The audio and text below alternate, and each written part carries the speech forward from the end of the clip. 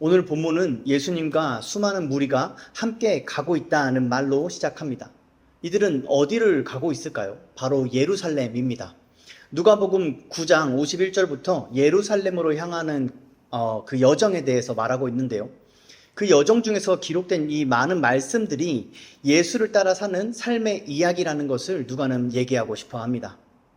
이것을 한 단어로 예수의 제자들이 가는 길이란 의미로 제자도라고 하죠.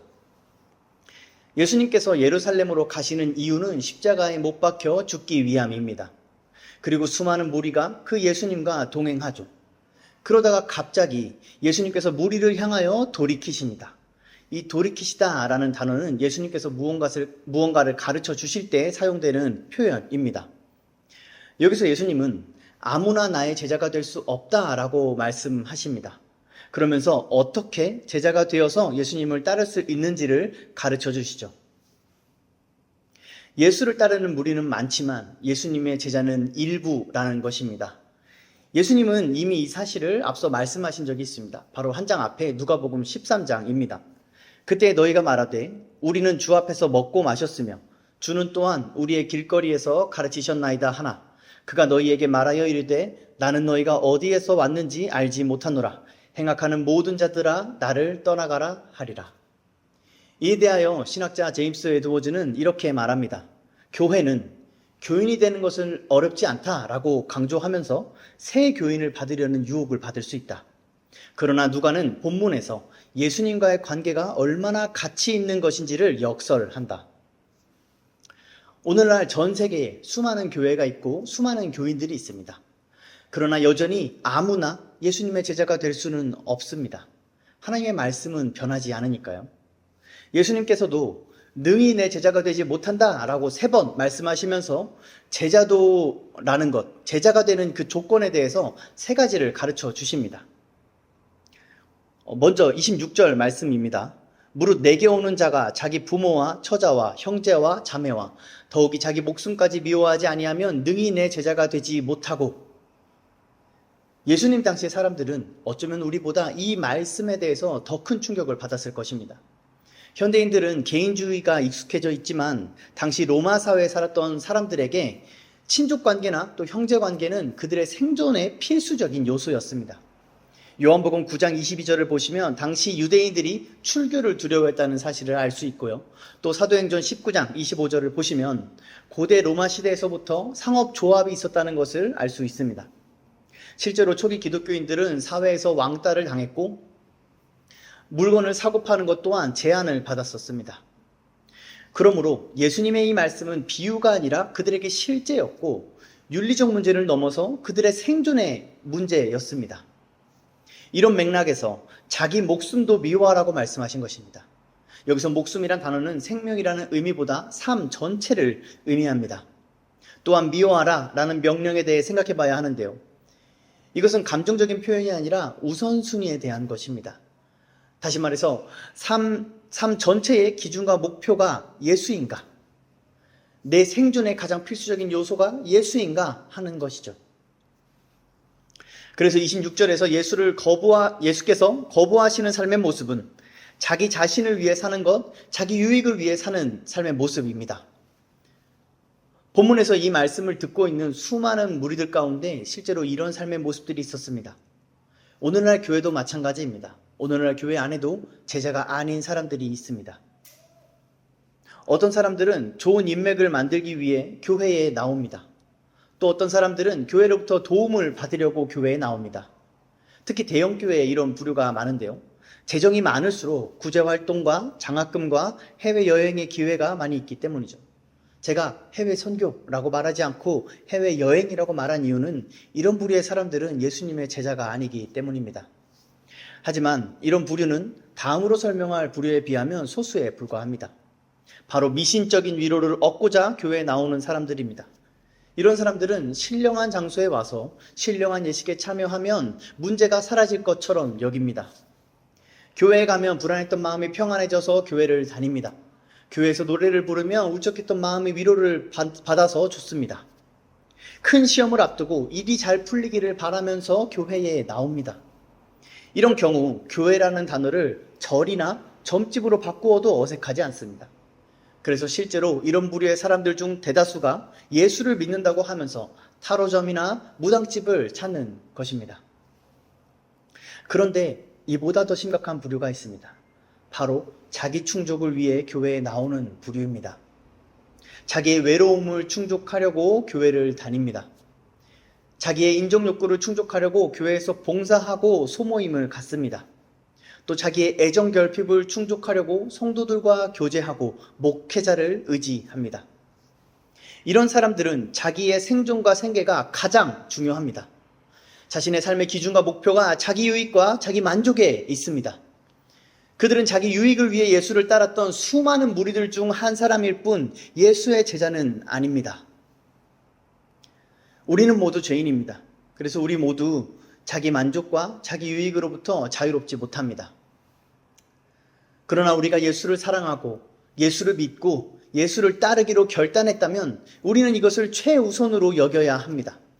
다시 말해서 날마다 자기를 부인하고 자기 십자가를 지는 것이 삶의 모든 말과 행동의 근거가 되고 목적이 되어야 한다는 것입니다. 예배를 방해하는 모든 것들을 버리십시오. 예배를 중심으로 삶의 패턴과 일정들을 재구성해야 합니다. 개인의 묵상의 시간과 기도의 시간을 먼저 확정한 다음에 그 외의 일정을 잡아야 합니다. 예배의 시간에 핸드폰을 끄는 것부터 시작하는 것도 좋습니다. 웨스트민스터 신앙고백에서 주일을 거룩하게 지키는 것에 대해 이렇게 설명합니다. 안식일은 주님께 거룩하게 지켜야 한다. 사람들은 마음으로 올바로 준비하고 일상적인 일들을 미리 잘 처리하고 나서 세상의 직업과 오락에 관한 생각이나 말이나 행동을 일체 중단하고 온종일 거룩한 안식을 위해 취해야 할 뿐 아니라 공적으로나 사적으로 예배를 드리고 부득이한 의무를 처리하며 긍휼을 베푸는 일에 온전히 시간을 바쳐야 한다. 주일을 거룩하게 지키는 것은 세상에 죄가 들어오기 전에 하나님께서 제정하신 율법입니다. 많은 율법들 가운데서 가장 으뜸되는 율법이라고 할 수 있겠죠. 그런데 오늘날 많은 성도들이 가장 무시하는 율법이기도 합니다. 주일에 일을 하거나 여가를 즐기는 것을 당연하게 여길 뿐만 아니라 마치 그것을 하나님께서 허락하시고 기뻐하시는 것처럼 여기기까지 합니다. 이 이상으로 이 주일 성수에 대해 얘기하면 오늘 본문과 조금 멀어질 것 같고요. 우리가 오늘 기억해야 할 것은 우리 주님을 예배하는 것보다 중요한 것은 없다는 사실입니다. 이것이 예수를 따르는 제자도의 가장 근본되는 기준입니다. 주일을 거룩하게 지켜서 이날만큼은 온전히 주님께 집중하도록 우리는 훈련해야 합니다. 그리고 이런 변화와 훈련들을 도와달라고 우리 주변에 있는 믿음의 동역자들에게 부탁해야 합니다. 주일을 거룩하게 지키려는 시도만으로도 여러분들은 많은 것을 잃게 되실 겁니다. 관계가 끊어지는 일이 생기고 손해보는 일이 생길 것입니다. 또 우리의 육체가 즐거워하던 문화와 여가와 수많은 오락들을 포기해야 할 것입니다. 그래서 우리의 의지로는 이 주일 성수를 지켜내기가 어렵습니다. 사실상 불가능하죠. 그러니 우리는 매 순간 주님의 도우심을 구하며 간절히 기도해야 합니다. 예수를 따르는 길은 예루살렘으로 가는 여정이었습니다. 그 길은 고난의 길이요 십자가의 길이었습니다. 죄인인 우리에게 이 길은 어색하고 불편합니다. 그런데 그게 정상입니다. 제자도는 십자가를 짊어지고 가는 길이기 때문이죠. 27절을 제가 읽겠습니다. 누구든지 자기 십자가를 지고 나를 따르지 않는 자도 능히 내 제자가 되지 못하리라. 여기서 나를 따르다 라는 단어는 26절에서 내게 오는 자와 같은 단어입니다. 예수님께서는 같은 말을 반복하시면서 거기에 십자가를 추가하신 것입니다. 또 자기 십자가를 지고에서 지다라는 단어는 제자들의 전형적인 특징을 의미합니다. 예수의 제자는 항상 자기 십자가를 짊어지고 있다는 뜻이죠. 제자는 십자가에 못 박혀 죽는 예수를 믿는 사람입니다. 그래서 그 예수를 따라 자기도 십자가를 지고 있는 것입니다. 우리가 이것을 이해할 때 예수님 당시의 사람들의 십자가 이해를 한번 생각해 볼 필요가 있습니다. 당시 십자가형은 천민과 노예의 죽음을 상징했습니다. 그들의 죽음은 벌겨진 채로 전시되고 수치를 당했습니다. 그들이 고통 속에서 신음하며 몸부림치는 것은 많은 사람들의 조롱거리가 되었습니다. 그렇게 십자가형을 당한 사람들 대부분은 사회적으로도 버려져서 아무도 그들의 장례를 치러주지 않고 그들의 시체는 동물의 먹이로, 짐승들의 먹이로 그냥 버려졌습니다. 오늘날에도 이렇게 죽는 것은 혐오스럽고 모욕적인 것 아닙니까? 하물며 지금까지도 명예를 중요하게 생각하는 중동 지역을 생각해 볼 때 사회적 관계가 생존과 직결되는 고대의 중동에서 이 십자가는 우리가 쉽게 상상할 수 없을 정도로 매우 혐오스러웠던 것임에 분명합니다. 이것이 예수께서 요구하신 제자도입니다. 십자가를 지라는 것은 혐오와 수치와 고통과 모욕을 짊어지라는 것입니다. 그래서 당시의 제자들은 동시대 사람들의 경멸을 직면해야 했습니다. 신학자 R.T. 프랜스는 예수를 따르는 것은 순교를 받아들이는 것이다 라고 말합니다. 예수를 따르는 것은 내가 내 삶의 주인으로 살면서 편하게 살 모든 권리를 포기하는 것이죠. 위대한 사도라 할 수 있는 사도 바울조차 자신의 제자도에 대해 이렇게 말합니다. 고린도전서 4장입니다.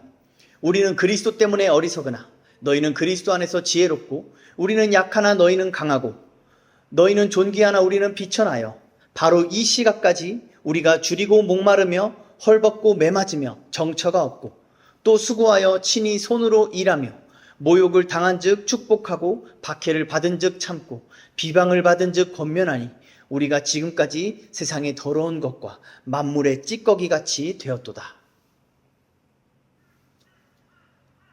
그러나 이러한 메시지들은 오늘날 교회에서 듣기 어렵습니다. 이런 메시지들은 오늘날 교회에서 낯선 것이 되었습니다. 교회 안에는 이미 십자가 없는 복음, 거짓 복음이 만연합니다. 많은 성도들이 좋아하는 크리스천 구주들에서도 이런 혐오스러운 십자가를 찾아보기 어렵습니다.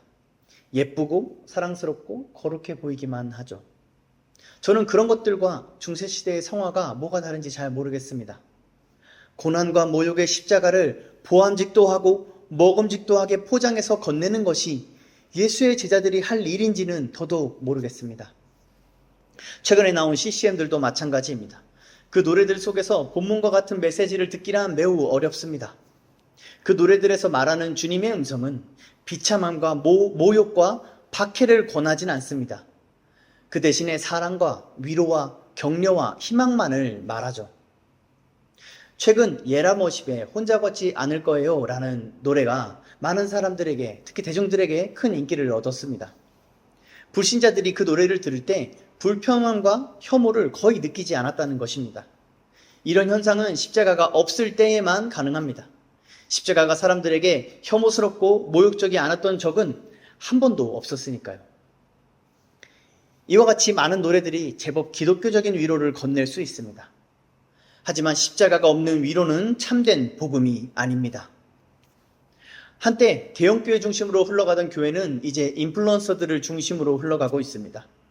그들의 신앙의 올바른 교리로 점검되기도 전에 기독교 미디어와 방송을 통해서 또 수많은 기독교 집회들을 통해서 많은 사람들에게 전해집니다.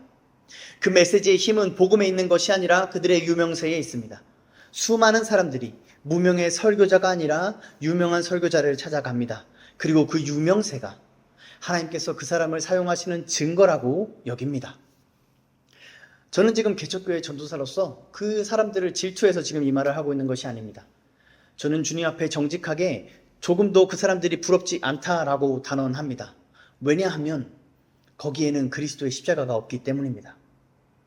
그렇다고 저는 지금 그 사람들이 전부 다 예수님의 제자가 아니라고 말하는 것은 아닙니다. 다만 이 말씀, 오늘 우리가 보는 이 본문을 근거로 거시적인 관점에서 우리 모두를 한번 돌아보자는 것이죠. 저는 기독교 리더십이란 개념도 거짓 복음 중에 하나라고 생각합니다. 이 기독교 리더십은 세상이 인정하는 영향력 있는 사람이 되어서 선한 영향력을 끼치자는 것입니다. 수십 년 동안 이어져 온 이러한 사상은 오늘날 크리스천 셀럽들과 그들을 반기는 교회의 문화를 만들었을지도 모릅니다. 그러나 성경 어디에도 이러한 사상을 지지하는 구절은 없습니다.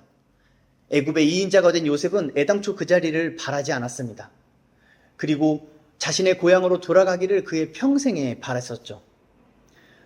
또한 강대국 바벨론의 2인자였던 다니엘 역시도 하나님을 예배하기 위하여 자신이 가진 모든 것을 찌꺼기처럼 내버립니다. 마찬가지로 높은 권력을 누렸던 느헤미야도 하나님을 위하여 화려한 왕궁에서 벗어나 황무지로 향합니다. 이처럼 자기 십자가를 지는 것은 구약 때부터 변함없이 요구되어 온 것입니다. 사도 바울은 그의 여러 서신들을 통해서 십자가를 자랑한다라고 말하고 있습니다. 특히 고린도 교회에 보낸 편지에서 이 메시지를 더욱 강조하고 있습니다. 왜냐하면 고린도 그 지역은 돈이 넘치고 문화가 융성한 도시였기 때문입니다. 고린도의 사람들은 자랑할 것들 투성이었고 그들의 도시는 화려했고 그래서 그들의 욕망도 넘쳐났습니다. 그런 고린도 사람들을 향해 바울은 이렇게 얘기를 합니다. 그러므로 내가 그리스도를 위하여 약한 것들과 능욕과 궁핍과 박해와 곤고를 기뻐하노니 이는 내가 약한 그때에 강함이라. 신학자 플레이밍 러틀리지는 이러한 바울의 신학에 대해서 이렇게 설명합니다. 바울의 논지는 사람들을 불쾌하게 만들지 않으면서 십자가의 도를 전하거나 설교할 방법은 없다는 것이다. 사도 바울이 고린도 교회에 있는 교회를 향해 이 십자가의 복음을 전한 것처럼 오늘날 한국 교회에 이 십자가의 복음이 필요한 줄 믿습니다. 곧 고난과 수치와 모욕의 십자가가 우리에게 필요합니다. 예수님은 모든 것을 우리에게 주셨고 모든 사람들을 위해 죽으셨습니다. 그래서 예수님은 자기를 따르는 모든 자들에게 모든 것을 요구하십니다. 33절입니다. 이와 같이 너희 중에 누구든지 자기의 모든 소유를 버리지 아니하면 능히 내 제자가 되지 못하리라. 여기서 버리다라는 단어 또한 문법적으로 앞에 십자가를 지는 것과 마찬가지로 제자들의 전형적인 특징을 의미합니다. 한 번 버리는 것이 아니라 항상 버린다는 뜻이죠. 자기의 모든 소유를 버리지 않고서는 예수의 제자가 될 수 없습니다. 위대한 선지자인 엘리야의 뒤를 이었던 엘리사도 처음 엘리야를 따를 때 자신의 모든 것을 버렸습니다. 예수님을 따랐던 제자들도 예수님을 따를 때 자기의 모든 소유를 버렸음을 복음서들이 강조하고 있습니다. 한 구절만 한번 볼까요? 마가복음 1장 20절은 이렇게 기록합니다. 곧 부르시니 그 아버지 세베대를 품꾼들과 함께 배에 버려두고 예수를 따라가니라. 제자들에게 나타나는 두드러진 특징은 바로 포기입니다. 자기의 모든 소유를 포기해야만 예수를 중심으로 자기 삶을 재설정할 수 있기 때문입니다. 자기의 안전을 위해 소유하던 모든 것을 포기하지 않고서 하나님의 보호하심을 기대할 수는 없습니다. 자신의 평안을 위해 추구하던 모든 것을 포기하지 않고서는 하나님이 주시는 평강을 누릴 수가 없습니다. 나의 감정과 나의 기분, 나의 취향과 나에게 편하고 나에게 맞는 것들을 포기하지 않고서는 예수님을 따라가는 제자로서의 삶은 불가능합니다. 사랑하는 성도 여러분, 여러분들은 예수님을 따르기 위해 무엇을 포기하셨습니까? 그리고 무엇을 포기하며 살고 계십니까? 송경민 씨가 작사 작곡한 은혜라는 찬양은 많은 성도님들에게 사랑을 받아왔습니다. 그 가사는 이렇습니다. 내가 누려왔던 모든 것들이, 내가 지나왔던 모든 시간이, 내가 걸어왔던 모든 순간이 당연한 것 아니라 은혜였어. 저도 이 찬양의 고백을 참 좋아하는데요. 그런데 우리가 이 고백을 하기 전에 먼저 점검해 보아야 할 것이 있습니다. 그것은 예수를 따르기 위해 버려야 할 것들을 버리지 않고 감사하고 있는 것 아닐까 하는 것입니다. 이렇게 버리지 않고 움켜쥐면서 감사한다고 고백하는 것은 예수님께서 정죄하신 바리새인들의 기도와 같습니다. 바리새인은 서서 따로 기도하여 이르되 하나님이여 나는 다른 사람들 곧 토색과 불의와 간음을 하는 자들과 같지 아니하고 이 세리와도 같지 아니함을 감사하나이다. 이 감사의 제목들은 자기가 누리는 것들입니다. 자기의 의와 자기의 거룩을 자랑하는 것입니다. 이 기도는 오늘날 이런 식으로 표현됩니다. 하나님이여 내가 하나님을 잘 믿어서 나의 사업이 잘 되고 나의 자녀들이 잘 되고 내 식구들이 건강하고 평안하고 안락한 삶을 살고 있음에 감사하나이다. 물론 이런 것들을 당연히 감사해야죠. 문제는 그것들이 없을 때에도 동일하게 감사할 수 있는가입니다. 사탄이 욥을 시험했던 것처럼 우리가 하나님을 예배하는 근거가 하나님 자신에게 있는 것이 아니고 우리가 누리고 있는 것들에 있지는 않냐는 것입니다. 우리가 스스로 진지하게 물어야 할 것은 송경민 씨가 만든 또 다른 곡인 감사라는 곡의 고백처럼 우리가 고백할 수 있느냐는 것이죠. 그 가사는 이렇습니다. 내게 주신 모든 것 감사, 때론 가져가심도 감사, 내게 고난 주셔서 주 뜻 알게 하신 것 모든 것 감사. 예수를 따르기 위해 모든 것을 포기하면 우리는 고난을 당합니다. 그리스도인들에게 고난은 당연한 것입니다. 예수를 믿는다고 하면서 환난과 고난이 낯선 메시지라면 그는 제자가 아니라 많은 사람들 중 하나일 뿐입니다. 가진 모든 것을 포기하고 나의 가족과 나의 목숨도 미워하고 자기 십자가를 짊어지고 사는 삶이 고난이 아니면 무엇이라고 할 수 있습니까? 그래서 예수의 제자가 아니면 이 고난 앞에서 다 예수를 버립니다. 그러나 예수의 제자들은 이 고난 앞에서 예수를 붙듭니다. 예수를 기뻐합니다. 오직 예수의 제자들만이 환난 속에서 이렇게 고백합니다. 다만 이뿐 아니라 우리가 환난 중에도 즐거워하나니 이는 환난은 인내를, 인내는 연단을, 연단을 소망을 이루는 줄을 알미로다. 소망이 우리를 부끄럽게 하지 아니함은 우리에게 주신 성령으로 말미암아 하나님의 사랑이 우리의 마음에 부은 바 됨이니 우리가 아직 연약할 때에 기약대로 그리스도께서 경건하지 않은 자들을 위하여 죽으셨도다. 아멘. 예수의 제자들은 환난 당하는 자기의 처지가 아니라 이 예수를 바라봅니다. 예수의 제자들은 자기의 소유를 붙드는 것이 아니라 예수의 십자가를 붙듭니다. 그것이 얼마나 존귀하고 아름다운 것인지를 예수의 제자들만 깨닫기 때문입니다. 베드로전서는 이렇게 고백합니다. 부당하게 고난을 받아도 하나님의 말씀을 생각함으로 슬픔을 참으면 이는 아름다우나 죄가 있어 매를 맞고 참으면 무슨 칭찬이 있으리요. 그러나 선을 행함으로 고난을 받고 참으면 이는 하나님 앞에서 아름다우니라. 이를 위하여 너희가 부르심을 받았으니 그리스도도 너희를 위하여 고난을 받으사 너희에게 본을 끼쳐 그 자취를 따라오게 하려 하셨느니라. 이 베드로전서의 말씀은 예수를 따라가는 길이 고난의 길이라고 말하고 있습니다. 오늘 본문에서 예수를 따랐던 수많은 사람들은 저마다의 이성적인 판단과 예수에 관한 좋은 경험과 그것을 근거로 한 나름의 기대를 가지고 있었습니다. 예수님께서는 그러한 수많은 무리들을 향하여 오늘의 이 말씀들을 가르치시는 것입니다. 여러분들은 이 내용들을 이미 알고 계셨습니까? 이 내용들을 다 아시고 예수를 믿겠다고, 예수를 따르겠다고 결단하신 것입니까? 아니면 교회를 오래 다녔지만 이 말씀들이 낯설고 생소하게 들리십니까? 사랑하는 성도 여러분, 지금이라도 이것을 진지하게 생각하셔야 합니다. 그것이 예수님께서 본문 28절에서 32절에서 말씀하시는 것입니다. 28절과 31절에 먼저 앉아라는 단어가 있습니다. 이것은 신중한 생각이나 행동을 하기 위해 앉는 행위를 의미합니다. 무엇을 신중하게 생각할까요? 바로 일을 이루는 것입니다. 이 일의 끝을 생각하는 것이죠. 예수를 따른다는 것은 끝을 생각하는 종말론적인 신앙을 산다는 것을 의미합니다. 그 끝이 무엇입니까? R.T. 프랜스는 이렇게 설명합니다. 야만적인 죽음과 공개적인 수치는 예수가 모든 합당한 제자들에게 유지한 전망이다. 십자가를 지는 사람은 그 십자가에 자기가 못 박혀 죽는다는 사실을 알아야 합니다. 이 사실을 알고 신중하게 생각하고 행동하십시오. 여러분, 우리는 예수는 무작정 믿기만 하는 것이 아닙니다. 예수를 믿는다는 것은 목숨을 건 결정입니다. 저는 지금 이것을 어떤 비유나 은유로 말하는 것이 아닙니다. 이것이 예수를 믿는다는 것의 실체입니다. 만일 예수를 믿는다고 고백하면서 이런 결단을 생각하지 않았다면 지금부터라도 이 사실에 대해 신중하게 생각하셔야 합니다.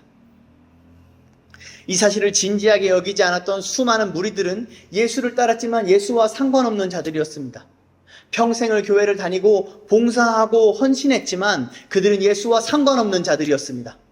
그들은 망대를 끝까지 건설하지 못했고 전쟁에서 평화를 얻어내지 못했고 예수를 믿음으로 구원을 얻지 못했습니다. 복음은 우리에게 참 평안을 약속합니다. 하지만 그 과정까지 평안한 것은 아닙니다. 우리는 지혜롭게 이 둘을 구분해서 생각할 수 있어야 합니다. 실제로 예수님의 사역은 끊임없이 수많은 갈등과 논쟁을 만났습니다. 그 예수를 따르는 사도들도 마찬가지였죠. 그리고 오늘날 예수를 따르는 제자들에게도 갈등과 논쟁과 그로 인한 환난과 고난은 당연한 것입니다. 성경에 약속된 온갖 복들은 오직 그리스도와 그분의 십자가를 통해서만 공급받을 수 있습니다. 오직 십자가를 통해서만 기독교의 사랑의 본질을 누릴 수 있습니다.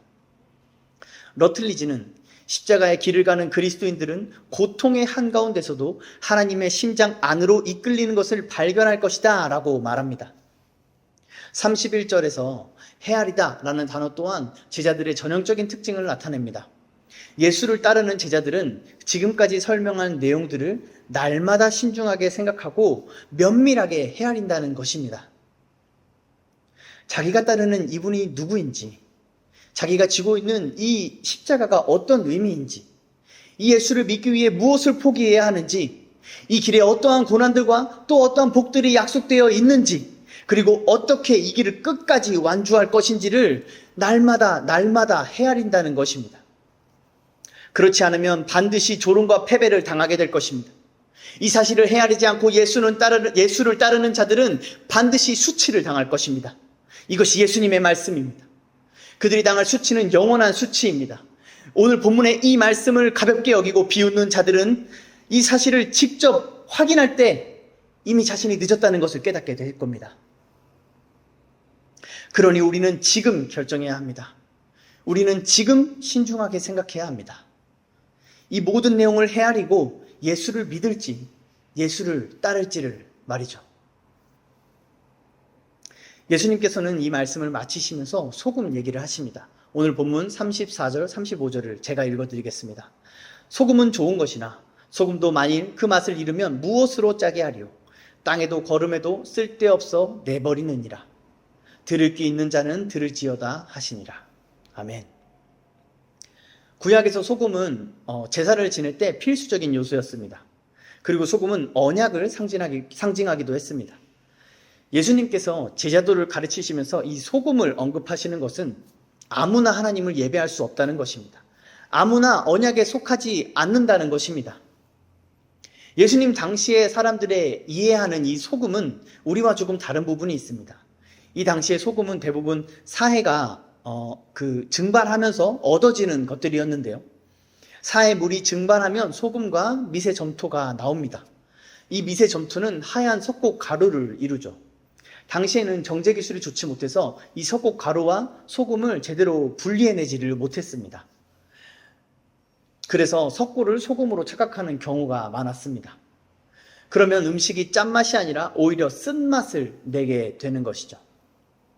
이처럼 오늘날 교회 안에도 소금과 석고가 함께 있습니다. 예수님은 이 사실을 알곡과 가라지, 곡식과 쭉정이 같은 비유로 여러 번 가르쳐 주셨습니다. 뿐만 아니라 거짓 사도, 거짓 교사와 같은 직접적인 표현들로도 말씀하셨습니다. 그리고 오늘 본문처럼 예수님을 따르는 수많은 무리들 중에서 예수님의 제자와 그렇지 않은 사람들이 있다는 말씀도 여러 번 기록되어 있죠. 짠맛을 내지 않는 소금은 사실 소금이 아닌 것입니다. 예수를 따르지만 예수의 제자는 아닌 것입니다. 여기서 쓸데없어 내버리느니라 라고 말씀하시는 것은 어떤 행위나 조건이 아니라 그 존재 자체에 관한 말씀입니다. 쓸데없다는 표현은 어울리지 않는다라는 의미이기도 합니다. 즉 존재 자체가 소금이 아닌 자들에게 예수는, 복음은 어울리지 않는 것입니다. 오늘도 수많은 사람들이 하나님을 예배하지만 그들 중에 제자가 아닌 사람들이 있습니다. 그들 중에 언약에 속하지 않은 사람들이 있습니다. 그들 중에 예배자가 아닌 사람들이 있습니다. 이 메시지는 분명 우리에게 불쾌한 메시지입니다. 그러나 이 메시지는 분명한 하나님의 말씀입니다. 맛을 잃다는 표현은 어리석음을 의미합니다. 성경은 하나님의 말씀을, 하나님을 아는 것을 지혜라고 말하죠. 소금이 아닌 자들은 교회를 다니면서도 하나님을 바르게 알지 못하는 어리석은 자들이란 뜻입니다. 그래서 그들은 올바른 교리에 대한 거부감을 드러냅니다. 자기가 만든 하나님, 자기가 사랑하는 예수님만을 고집하면서 성경이 명백히 말하는 십자가의 도를 거부합니다. 또한 맛을 잃다는 표현은 불순물이 섞여서 오염된 상태를 의미하기도 합니다. 이들은 자기의 소유를 다 버리지 않습니다. 이들은 자기의 가족과 목숨을 미워하지도 않습니다. 마치 그들의 마음에 돌멩이와 가시떨기가 섞여 있는 것과 같죠. 그래서 예수를 따르면서 그 말씀에 순종하려고 하지만 번번이 실패합니다. 그들은 아무 열매도 맺지 못합니다. 그들은 짠맛을 내질 못합니다. 그래서 그들은 쓸데없어 내버려져 집니다. 그때 그들은 억울해하며 이렇게 말할 것입니다. 그때 너희가 말하되 우리는 주 앞에서 먹고 마셨으며 주는 또한 우리의 길거리에서 가르치셨나이다 하나 그가 너희에게 말하여 이르되 나는 너희가 어디서 왔는지 알지 못하노라. 행악하는 모든 자들아 나를 떠나가라 하리라. 사랑하는 성도 여러분, 여러분들은 오늘 이 말씀을 들었습니다. 예수님께서 가르쳐 주신 이 제자도를 들었습니다. 그러니 못 들은 것처럼 행동하지 마십시오. 신중하게 생각하고 예수를 따르는 결정을 하셔야 합니다. 그렇지 않는 자들을 향해 성경은 이렇게 경고를 합니다.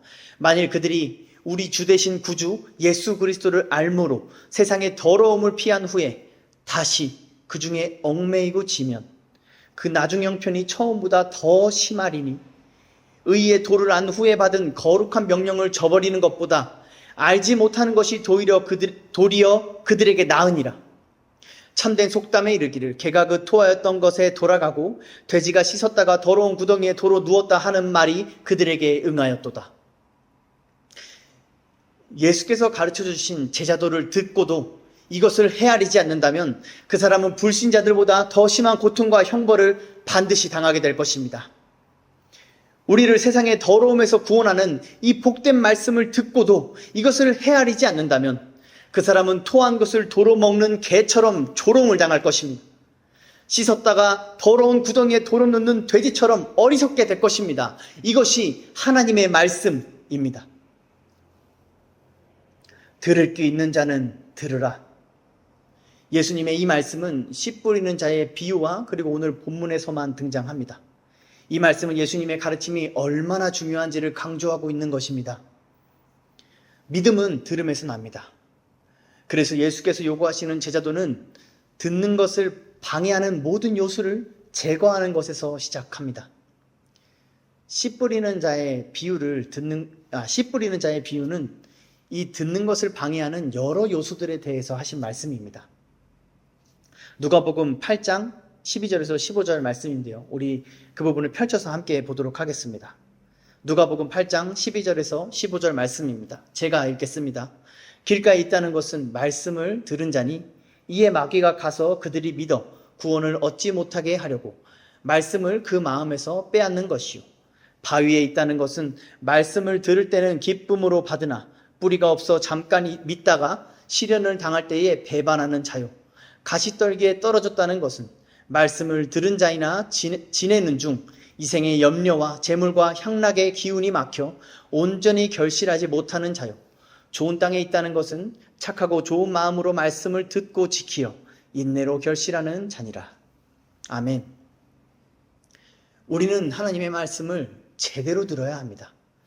제대로 듣기 위해선 그 말씀이 우리의 마음에 뿌리를 내려야 합니다. 바로 그 말씀을 신중하게 생각하는 것이죠.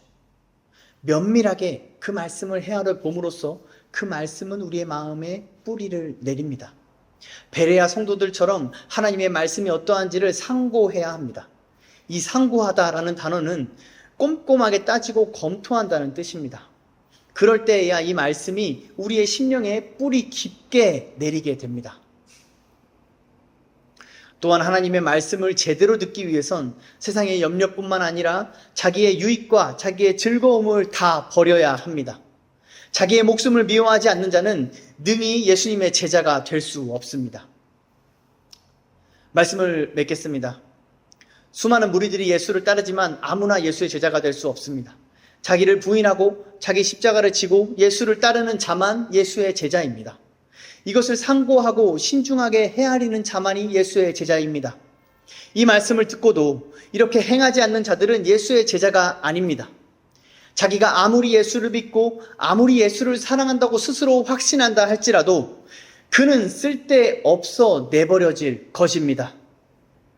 반드시 그렇게 될 것은 이것이 하나님의 말씀이기 때문입니다.